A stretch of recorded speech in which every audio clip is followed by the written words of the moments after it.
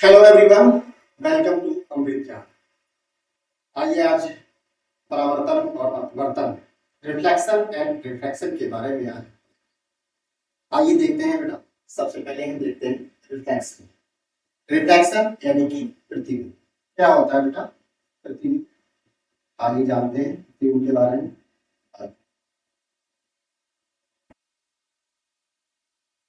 Reflection प्रतिबिंब है ना बेटा। इसे हम क्या कहते हैं? इसको रिफ्लेक्शन यानी कि परावर्तन, इसे हम परावर्तन कहते हैं। ठीक है, क्या होगा? परावर्तन।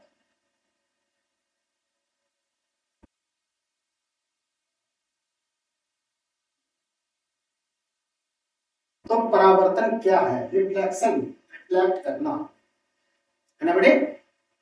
आइए देखते हैं। परावर्तन से तात्पर्य प्रकाश की दिशा में होने वाले परिवर्तन से होता है।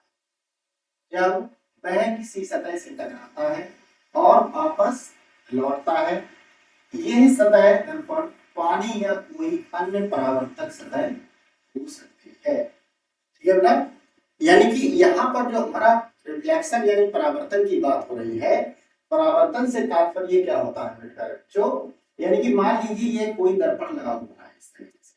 ठीक है बेटा, दर्पण है, यहाँ से कोई भी आपतित किरण आती है।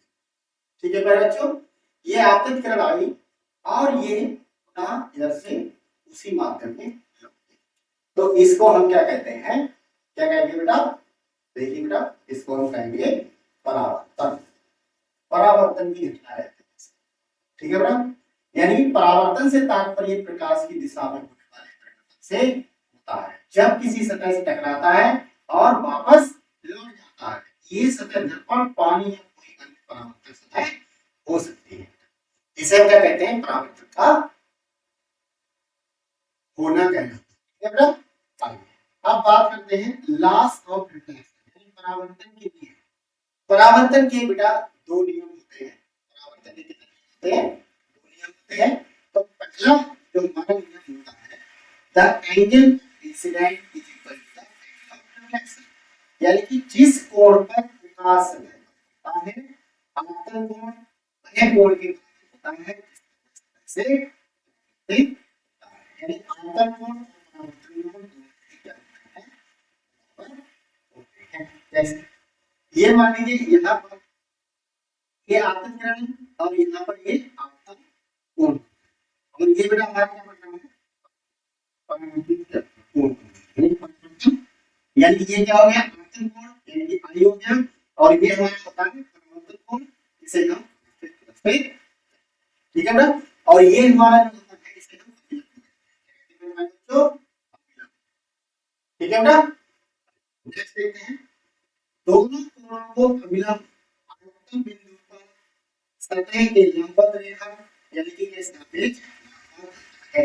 यानी कहने का मतलब क्या है? यानी कि दोनों कोण होते हैं उसको अभिलंब, अभिलंब का मतलब क्या होता है? ये आप है। ठीक है, जिस आपतन बिंदु पर सतह के लंबवत रेखा के सापेक्ष इसे मापा जाता है।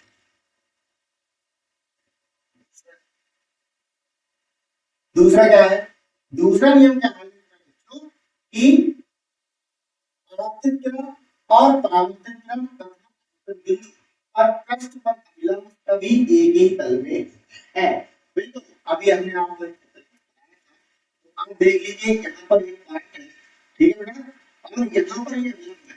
यानी कि आप आपतित किरण, परावर्तित किरण देख लीजिए, आपतित किरण हो गई, परावर्तित किरण हो गई, तथा आपतित बिंदु ये हमारा आपतित किरण है और ये अभिलंब, ये वाला अभिलंब है। तीनों क्या होंगे? एक ही तल में। ये बेटा परावर्तन के लिए। अब बात करते हैं परावर्तन की। हम लोगों ने परावर्तन के नियम के बारे में जाना। अब हम जानते हैं कि परावर्तन के प्रकार क्या हैं, परावर्तन कितने प्रकार के। आइए स्टार्ट करते हैं, देखते हैं क्या है। यानी नियमित परावर्तन, इसको हम नियमित परावर्तन। नियमित परावर्तन क्या होता है बेटा? ये तब घटित होता है जब प्रकाश किसी चिकनी या पॉलिश सतह जैसे समतल ठीक है बेटा। और परावर्तित के एक दूसरे के समानांतर या समानांतर, जिसके परिणामस्वरूप एक स्पष्ट और अच्छी तरह से परिवर्तन छवि है। नियमित का मतलब क्या होता है बेटा? एक चित्र के माध्यम से आपको बताऊंगा किस तरीके से। नियमित परावर्तन का मतलब क्या होता है? ये मान लीजिए कोई सतह लगी है, ठीक है बेटा, इस तरीके से, और यहां से कोई किरण, ठीक है बेटा, और ये नियम से वापस चली जाती है, ठीक है बच्चों। अब ये दूसरी किरण आती है, वो भी नियम से क्या होगी, फिर वापस हो गई। फिर ये दूसरी किरण आई, ये नियम से वापस हो गई, किरण आई, ये इस तरीके से जो प्रक्रिया चलती रहती है बच्चों, ये हमारा क्या कहलाता है? नियमित परावर्तन। इसे हम क्या कहते हैं? नियमित परावर्तन। नियमित परावर्तन का होता है नियम से, है ना। तो ये कहाँ होगा? समतल दर्पण पर होगा। इसकी कंडीशन क्या है बेटा? समतल दर्पण होना चाहिए। ये हमारे क्या है? समतल दर्पण होगा, ठीक है ना। जब कोई आपकी किरण, ये क्या है हमारी आपतित किरण होती है, क्या है ये? आपतित किरण, किरण। और ये हमारी होती है बेटा परावर्तित, ठीक है बेटे। ये आपतित किरण होती है और ये परावर्तित किरण होती है, और ये नियम से क्या होती है बेटा? ये वापस लौट। आइए नेक्स्ट देखते हैं। नेक्स्ट जो दूसरा प्रकार है वो है हमारा डिफ्यूज रिफ्लेक्शन, विसरित परावर्तन। विसरित परावर्तन, विसरित का मतलब आप समझ गए, यानी कि ये जब होता है जब प्रकाश किसी खुरदरी या अनियमित सतह, जैसे कागज हो सकता है, दीवार हो सकती है, और पत्ता है, और परावर्तित किरणें कई दिशाओं में बिखर जाती हैं, जिसके परिणामस्वरूप कोई स्पष्ट छवि नहीं बनती है, बल्कि केवल एक विसरित प्रकाश मिलता है। खुरदरी सतह से मतलब कागज हो गया, दीवार हो गई, देखिए इस तरीके से, ये क्या है बेटा? खुरदरी सतह है ना। अब यहाँ से क्या होगा? ये हमारा खुरदरी सतह हो जाती है इस तरीके से,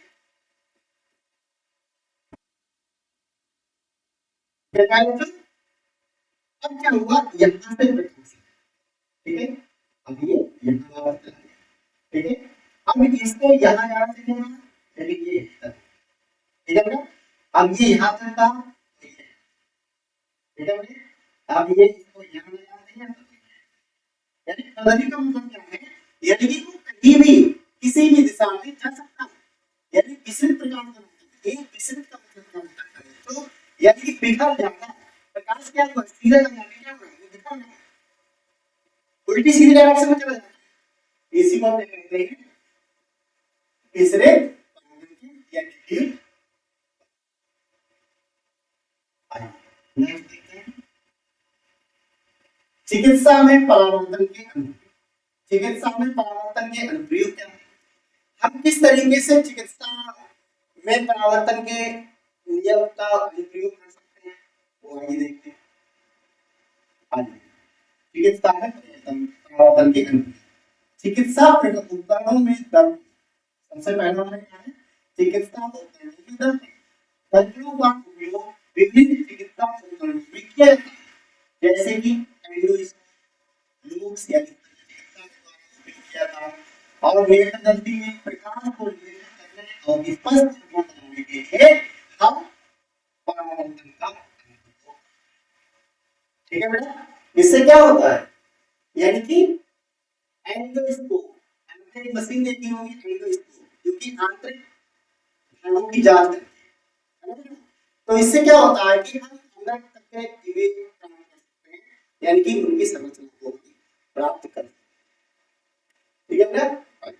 नेक्स्ट देखते हैं दृष्टि सुधार। दृष्टि सुधार का मतलब क्या है?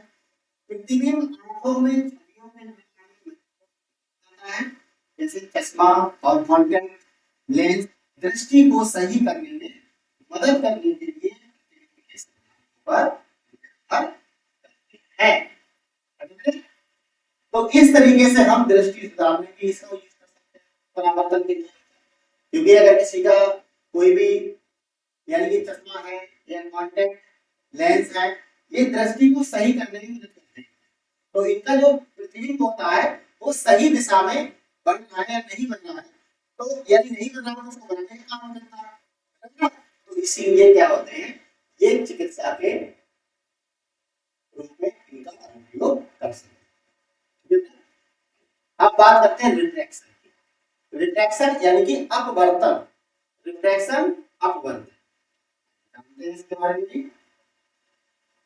रिफ्रैक्शन की घटना कब होती है बेटा, अपवर्तन प्रकाश का एक माध्यम से दूसरे माध्यम में जाने पर उसकी गति में परिवर्तन के कारण होता है और मुड़ने की डिग्री सारे दो माध्यम के और पर आइए इसको भी एक क्षेत्र के माध्यम से जानने की कोशिश करते हैं। ये दर्पण लगा हुआ है, ठीक है ना, इस तरीके से। अब क्या हुआ, यहां से किरण आई, ठीक है बेटे, ये किरण आती है, ठीक है, इसको कहा जाना चाहिए, इसको बिल्कुल सीधा निकलना चाहिए, लेकिन नहीं, ये क्या होती है,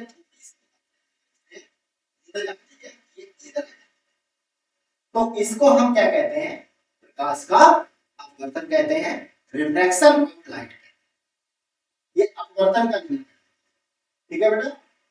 आइए देखते हैं, यानी कि अपवर्तन प्रकाश का एक माध्यम से दूसरे माध्यम, एक माध्यम ही हो गया दूसरे माध्यम ही हो गया, जाने में उसकी गति में परिवर्तन के कारण होता। अब आप देखिए परिवर्तन के कारण क्या होता है, मूर्ति की डिग्री सामने दो माध्यम के अनुपात पर ये मान लीजिए n माध्यम हो गया, ये n2 माध्यम, सगान या विरल भी कह सकते हैं, ठीक है। अब बात करते हैं लॉस ऑफ रिफ्रैक्शन यानी कि अपवर्तन के नियम, अपवर्तन के नियम यानी कि इसे स्नेल का नियम भी कहते हैं। तो जो पहला नियम है यानी अपवर्तन के नियम का जो पहला नियम है, पहले नियम को हम स्नेल का नियम जानते हैं। इसके बारे में स्नेल का नियम क्या कहता है, ये नियम प्रकाश के एक माध्यम से दूसरे माध्यम में जाने पर आवर्तन कोण और अपवर्तन कोण के बीच संबंध स्थापित करता है, जिसे हम देख लीजिए, ठीक है।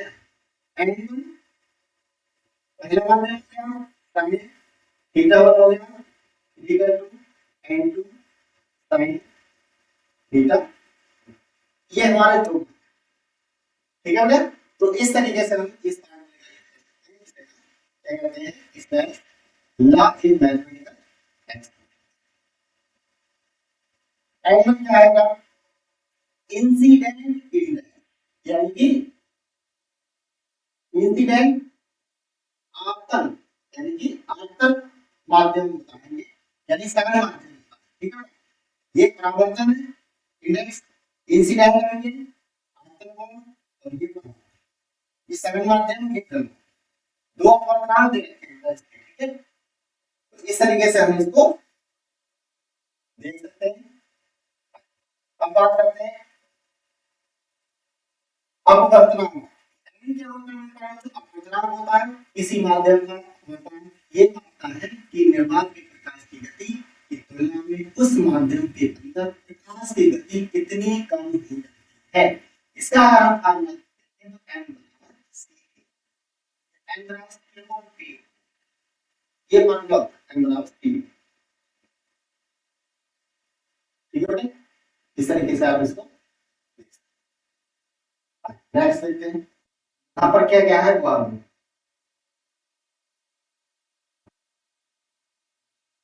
एन क्या है मेरे प्यारे बच्चों, एन होता है अपवर्तनांक, सी होता है निर्वात में प्रकाश की चाल जो कि 3 × 10⁸ मीटर प्रति सेकंड है। बी हमारा माध्यम में प्रकाश की चाल होती है, गति होती है। अपवर्तनांक सदैव 1 से अधिक या बराबर होता है। उदाहरण के लिए हवा का अपवर्तनांक लगभग 1 होता है, जबकि पानी का लगभग 1.3 होता है प्यारे बच्चों, तथा कांच के लिए ये 1.5 से 1.7 तक हो सकता है, ठीक है बेटा। यानी कि हवा का जो अपवर्तनांक होगा वो 1 होता है और पानी का प्यारे बच्चों कितना होता है 1.33, कांच के लिए कितना होता है 1.5 से 1.7। ये बड़ा इंपॉर्टेंट है, आप इसको शॉर्ट नोट कर लीजिए, इसकी शॉर्ट कर लीजिए। इंपॉर्टेंट है बेटा। अब बात करते हैं टाइप्स ऑफ रिफ्लेक्शन, अपवर्तन के प्रकार। अपवर्तन के प्रकार क्या है उनको भी आप समझिए। अपवर्तन के प्रकार, types of reflection. Reflection at plane surfaces, समतल सतहों पर अपवर्तन। यह तब होता है बेटा जब प्रकाश एक माध्यम से दूसरे माध्यम में जाता है, जैसे हवा से पानी में जाए। प्रकाश इंटरफेस पर होता है और मुड़ने की मात्रा दो माध्यम के पर निर्भर करती है। ठीक है बेटा, ये हमारा क्या है, समतल सतहों पर अपवर्तन, ये अपवर्तन का प्रकार है। दूसरा क्या है रिफ्रैक्शन थ्रू लेंस, लेंस के माध्यम से अपवर्तन। लेंस के माध्यम से अपवर्तन क्या होगा, लेंस ऑप्टिकल उपकरण का जो प्रकाश को छवि बनाते हैं यानी कि इमेज बनाते हैं, और लेंस के दो मुख्य प्रकार होते हैं। पहला प्रकार क्या है उत्तल लेंस, जिसे अपसारी लेंस कहते हैं। ये लेंस समानांतर प्रकाश के को एक फोकल बिंदु पर अभिसारित करते हैं। अवतल लेंस क्या होता है बेटा, ये अपसारी लेंस होता है और ये लेंस समानांतर प्रकाश किरणों को अपसारित। ठीक है बेटा, ये हमारे क्या होते हैं लेंस के माध्यम से।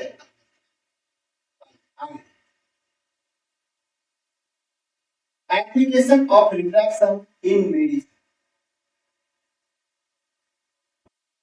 चिकित्सा में अपवर्तन की अनुप्रयोग। ये देख लीजिए ऑप्टिकल उपकरण, यानी जो हमारा अपवर्तन है वो हम कहाँ यूज कर सकते हैं, इसका ऑप्टिकल उपकरण। किस तरीके से, अपवर्तन के सिद्धांत का उपयोग चश्मे में, कॉन्टैक्ट लेंस में और माइक्रोस्कोप में दृष्टि को सही करने के लिए या जांच करने के लिए वस्तुओं को बड़ा करने के लिए किया जाता है।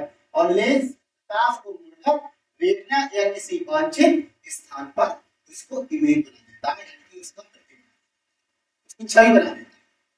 ठीक है बेटा, इस तरीके से हम अपवर्तन का जो प्रयोग है चिकित्सा के क्षेत्र में हम कर सकते हैं। ऑप्टिकल। नेक्स्ट अगला है एंडोस्कोपी और लाइट गाइडेंस। यानी दूसरा हम अगर अपवर्तन का उपयोग करते हैं तो उसे हम एंडोस्कोपी है और लाइट गाइडेंस के रूप में से कर सकते हैं। किस तरीके से कर सकते हैं, एंडोस्कोप ऑप्टिकल फाइबर का उपयोग करते हैं जो शरीर में प्रकाश को निर्देशित करने और आंतरिक अंगों को पोषण करने के लिए कुल आंतरिक प्रतिरोध और अपवर्तन की स्थिति पर निर्भर, और ये आंतरिक अंगों की गैर आक्रामक जांच की अनुमति देता है। ठीक है बेटा, आगे देखते हैं इमेजिंग तकनीक। ये क्या होता है, इसको देखिए आंतरिक शारीरिक संरचनाओं की चित्र बनाने के लिए अनुमान बिल्कुल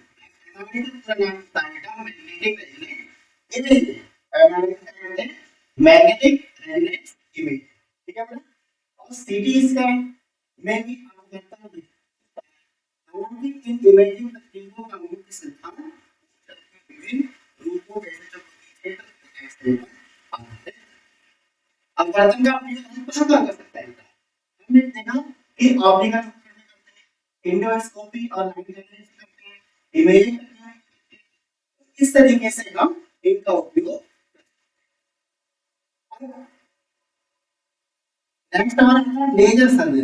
बिल्कुल लेजर सर्जरी का आपने नाम सुना होगा। लेजर सर्जरी से क्या होता है, लेजर आधारित चिकित्सा प्रक्रिया होती है, जैसे कि लेसिक।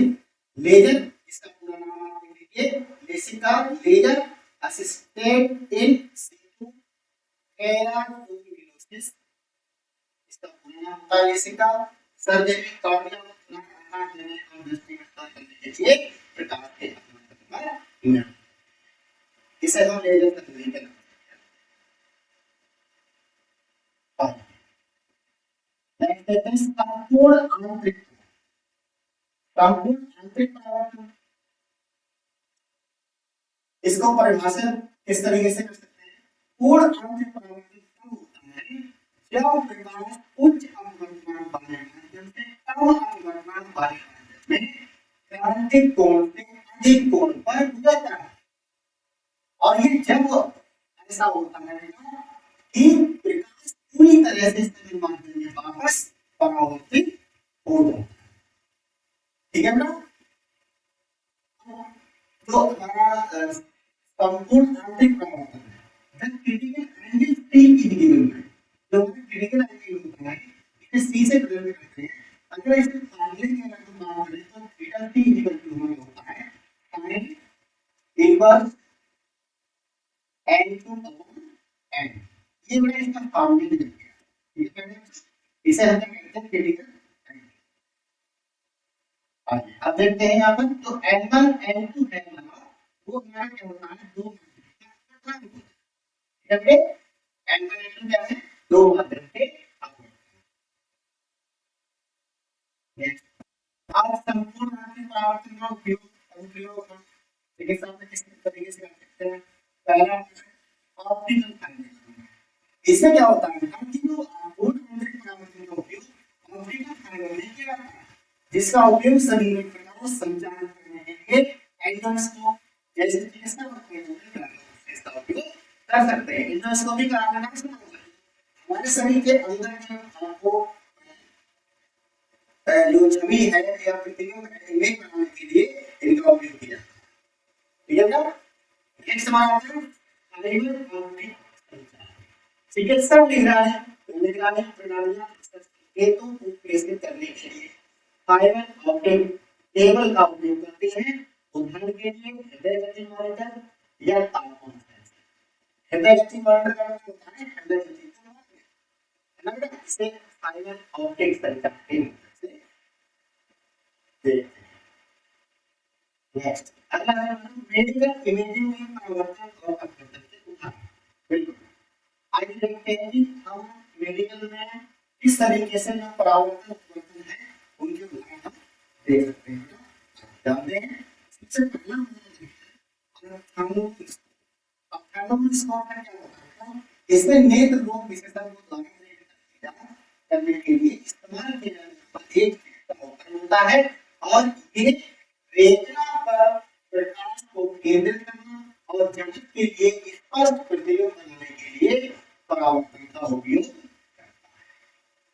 ठीक है ना, स्लिट लैंप में किस तरीके से होगा, आंखों की जांच में इस्तेमाल किया जाता है, खास तौर पर आंख के सामने के हिस्से कॉर्निया या आइरिस इनको देखने के लिए इसका यूज करते हैं, और ये विस्तृत निरीक्षण के लिए आंख को खुला करने और रोशन करने के लिए परावर्तन और अपवर्तन के सिद्धांत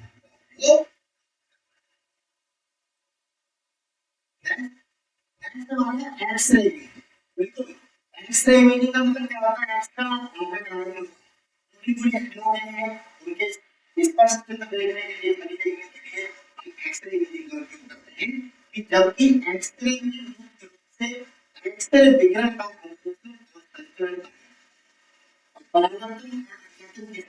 भी एक्सरे की उपयोग जाए और चिकित्सा इमेजिंग प्रणालियों में सामग्रियों के साथ एक्सरे की परस्पर क्रिया में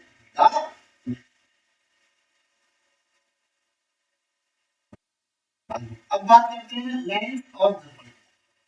लेंस और दर्पण आगे देखते हैं, लेंस और दर्पण क्या होते हैं। लेंस और दर्पण, तो सबसे पहले हम जानेंगे लेंस क्या। लेंस क्या लेंस, सबसे पहला जानेंगे lens.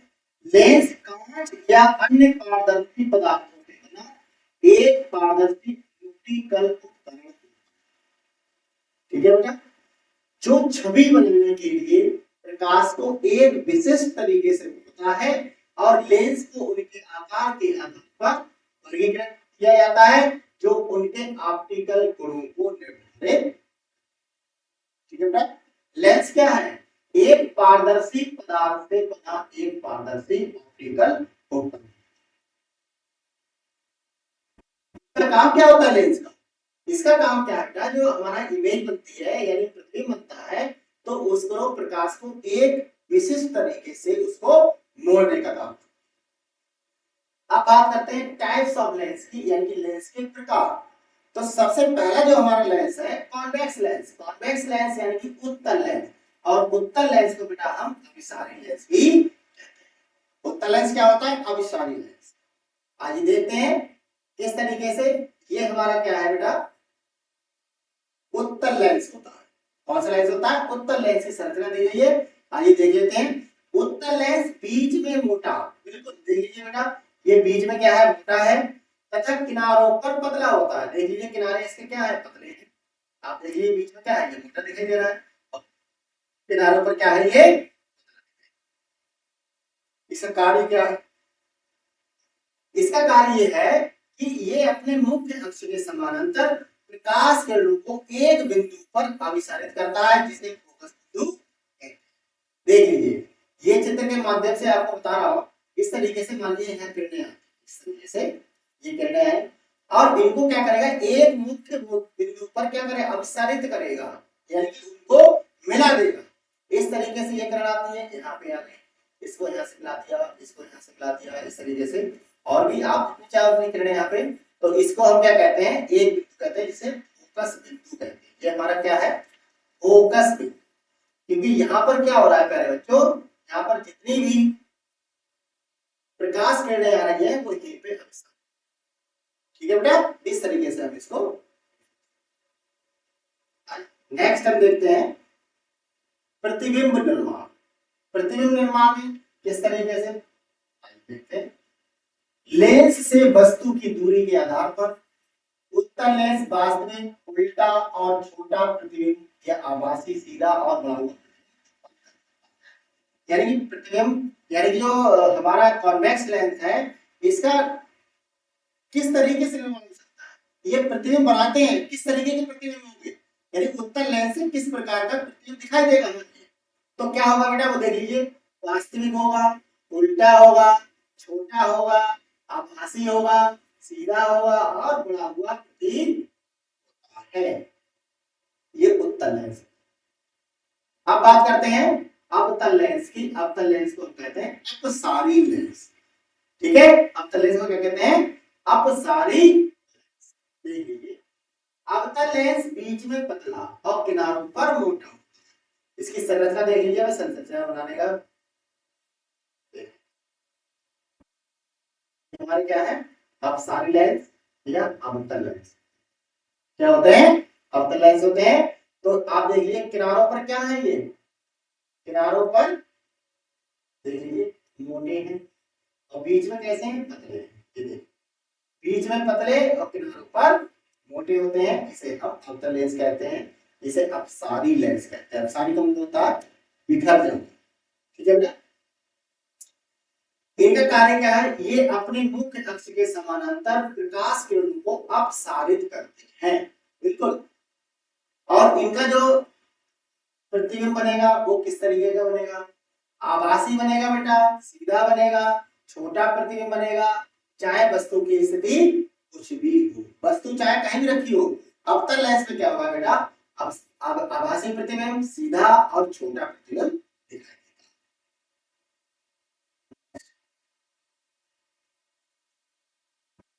Terms associated with lens. Lens से संबंधित कुछ शब्द होते हैं बेटा, जो कि परिभाषा के रूप में आ जाते हैं, जैसे कि फोकल पॉइंट। इसे एफ से प्रदर्शित करते हैं, वह बिंदु जहां मुख्य अक्ष के समानांतर प्रकाश किरणें अभिसारित होती हैं। उत्तल लेंसों के लिए ये या अपसारित होती है, इसे अवतल लेंसों के लिए भी। ठीक है बेटा, अपसारित का मतलब क्या होता है? अपसारित का वो जब उत्तल लेंस होगा और अपसारित का वो भी जब हमारा उत्तल लेंस। ठीक है, ये देखते हैं फोकल पॉइंट, इसे स्मॉल एफ से प्रदर्शित करते हैं और जो फोकल पॉइंट होता है इसे कैपिटल एफ से प्रदर्शित करते हैं। तो ये लेंस के ऑप्टिकल केंद्र और फोकल बिंदु के बीच की दूरी, ये लेंस की झुकने की शक्ति निर्धारित करता है। और कम फोकल लंबाई का मतलब होता है एक मजबूत लेंस। क्या होता है? एक मजबूत लेंस। ऑप्टिकल लेंस का केंद्रीय बिंदु होता है, जिसके माध्यम से प्रकाश बिना विचलित होता है। ठीक है बेटा, नेक्स्ट आता है लेंस फार्मूला। लेंस फार्मूला होता है, और देख लीजिए, इस वस्तु की दूरी u है, प्रतिबिंब की दूरी v है और फोकस दूरी f है। के बीच संबंध अगर हम इसे देखते हैं तो हमारा जो फॉर्मूला बनता है बेटा वो 1/n equal to 1/b plus 1/a, ये हमारा formula 1/n equal to ab plus 1/a। ठीक है बेटा, n क्या होता है स्मॉल है, लेंस की फोकल लंबाई होती है, फोकल दूरी कह सकते हैं। b हमारा होता है प्रतिबिंब की दूरी होती है, u क्या होता है वस्तु की दूरी होती है। ठीक है बेटा, इस तरीके से आप इसे कर सकते हैं। एक लेंस द्वारा उत्पादित आवर्धन क्षमता होती है बेटा, इसको कैपिटल एम से प्रदर्शित करते हैं। तो इसमें जो फार्मूला होता है वो कैपिटल एम इक्वल टू, अगर हम फार्मूला देखें इसका तो इस तरीके से, तो इसका जो फार्मूला बन के आता है capital M equal to P upon, इस तरीके से हम इस फार्मूले को लिख सकते हैं। एच क्या होता है छवि की ऊंचाई, एच क्या होता है ऑब्जेक्ट की ऊंचाई। ठीक है बेटा, इमेज और ऑब्जेक्ट। नेक्स्ट हमारा आता है बेटा कि application of lenses in medicine, यानी कि चिकित्सा में लेंस के अनुप्रयोग। चश्मे के रूप में हम लेंस का प्रयोग करते हैं।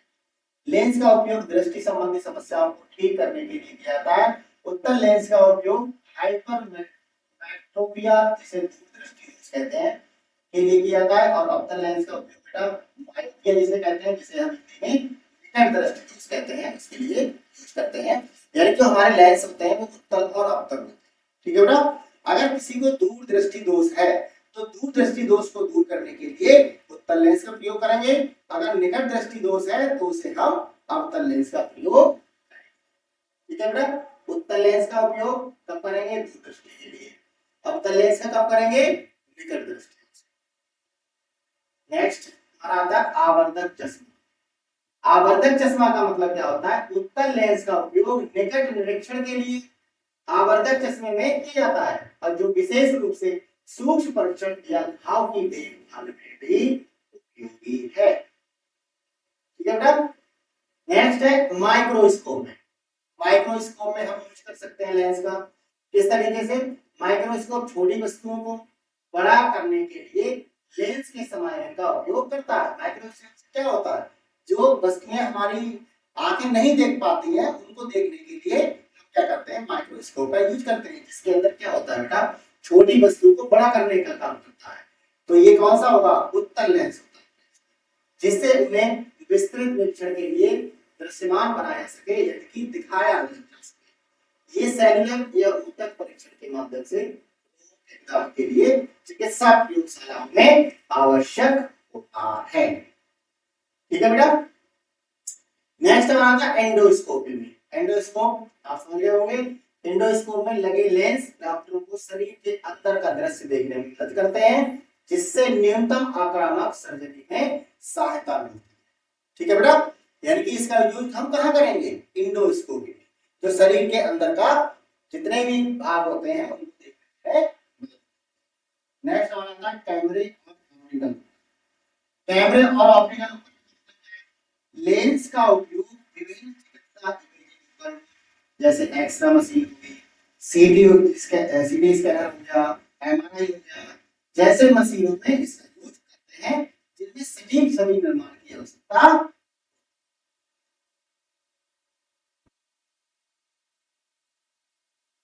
अब हमारे आते हैं मिरर, यानी कि दर्पण।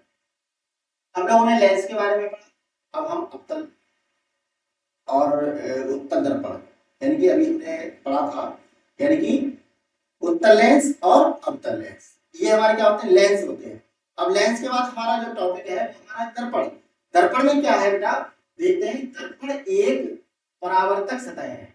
क्या है बेटा परावर्तक सतह होती है जो प्रकाश को परावर्तित करके छवि बनाती है बच्चों, और आंतरिक और बाहरी शरीर के अंगों की स्पष्ट और सटीक छवि बनाने के लिए चिकित्सा उपकरणों में दर्पणों का व्यापक रूप से उपयोग किया जाता है। ठीक है बेटे, types of mirrors. Types of mirrors क्या है, दर्पणों के प्रकार। प्लेन मिरर्स, समतल दर्पण, यानी प्लेन मिरर का मतलब होता है समतल दर्पण। समतल दर्पण एक सपाट दर्पण होते हैं यानी कहने का मतलब ये है कि अगर हम दर्पणों के प्रकार के बारे में बात करें तो दर्पण के प्रकार में कितने प्रकार होते हैं वो देख लीजिए। सबसे पहला है समतल दर्पण, इसके प्लेन मिरर कहते हैं। और समतल दर्पण एक सपाट दर्पण होता है जो प्रकाश को परावर्तित करके एक आभासी छवि बनाता है जो सीधी होती है और वस्तु के समान। ठीक, नेक्स्ट आता है प्रतिबिंब। प्रतिबिंब निर्माण का मतलब क्या है, देखिए समतल दर्पण द्वारा निर्मित प्रतिबिंब कैसा बनेगा, आभासी बनेगा, पार्श्विक बनेगा, उल्टा होगा तथा दर्पण के पीछे होता है उतनी ही दूरी पर प्रतीत होता है जितनी दूरी पर वस्तु उसके सामने। ठीक है बेटा, ये हमारे समतल दर्पण। इसका अनुप्रयोग कहाँ करते हैं, नेत्रदर्शी, दंत चिकित्सक में, शरीर गुहाओं को देखने के लिए, शल्य चिकित्सा दर्पण में और व्यक्तिगत इसका यूज करते हैं। ठीक है, अब बात करते हैं कॉन्केव मिरर, कन्वर्जिंग मिरर, इसे हम कन्वर्जिंग मिरर कहते हैं। आपका दर्पण या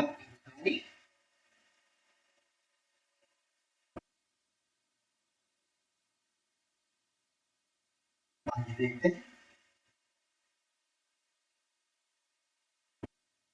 आपका दर्पण चम्मच के अंदर की तरफ अंदर की ओर जुड़ा हुआ होता है। आपका दर्पण क्या होगा, चम्मच की तरह, यानी इस तरीके से आप इस तरीके से मुड़ा होता है। ठीक है बेटा, ये क्या है, आवतन दर्पण। कार्य क्या है इसका, ये समानांतर प्रकाश किरणों को एक बिंदु पर एकत्रित करता है जिसे फोकस बिंदु कहते हैं।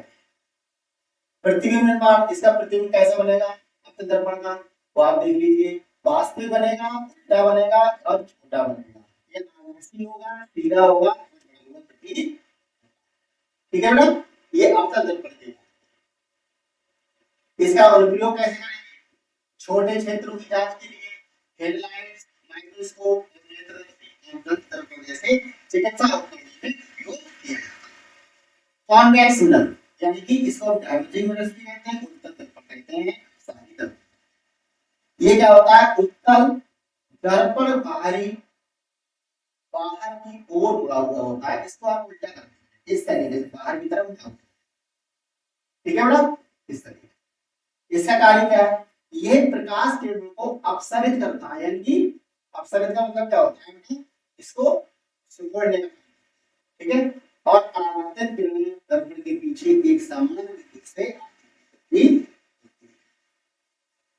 प्रतिबिंब निर्माण क्या होते हैं, उत्तल दर्पण सदैव आभासी होता है, सीधा होता है, छोटा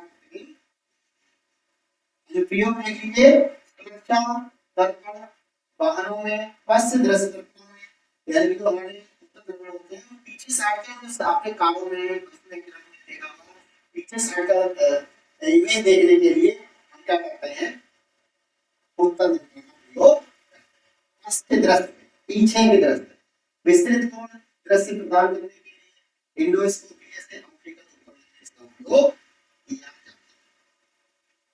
ठीक है ना, अब बात करते हैं दर्पण सूत्र।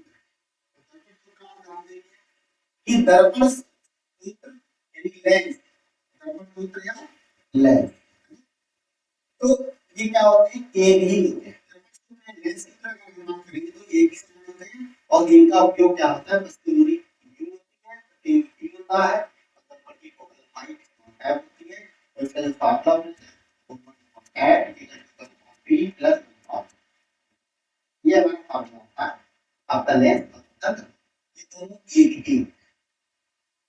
f क्या है, दर्पण की फोकल दूरी होती है, b हमारा